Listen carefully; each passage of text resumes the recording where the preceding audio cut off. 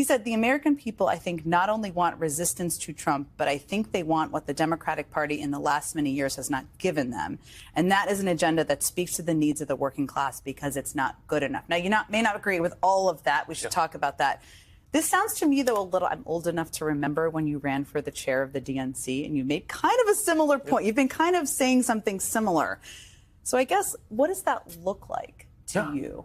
Yeah, I think this is really correct. Look, we have got to make sure that our opposition and everything that we're against, and obviously there is a lot to be passionately against right now, but it has to travel with a clearer picture of what we are for. Because there are a lot of voters who, for whatever reason, and Democrats might be shocked by this, but for whatever reason, did not find any of the things they've seen so far about Donald Trump to be disqualifying. And what that means is there's something else that, it doesn't mean they necessarily loved him, but they need to see something more. This is not a question of accommodating things that we don't agree with or watering down or changing our values. It is a question of making very clear to everybody how your everyday life is different if we're in charge compared to if they're in charge. What your life could be like if wages went up the way that we propose that they be raised. What we would do with the money if we successfully stopped the tax cuts for the wealthy that are at the core of Donald Trump's economic agenda. What we think could happen in a country where we had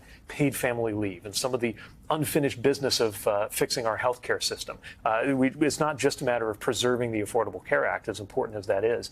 It's going the next step to make sure everybody can get and afford health care. All of these things that need to happen, that needs to be as clear a picture as our response to the authoritarian tendencies of this administration.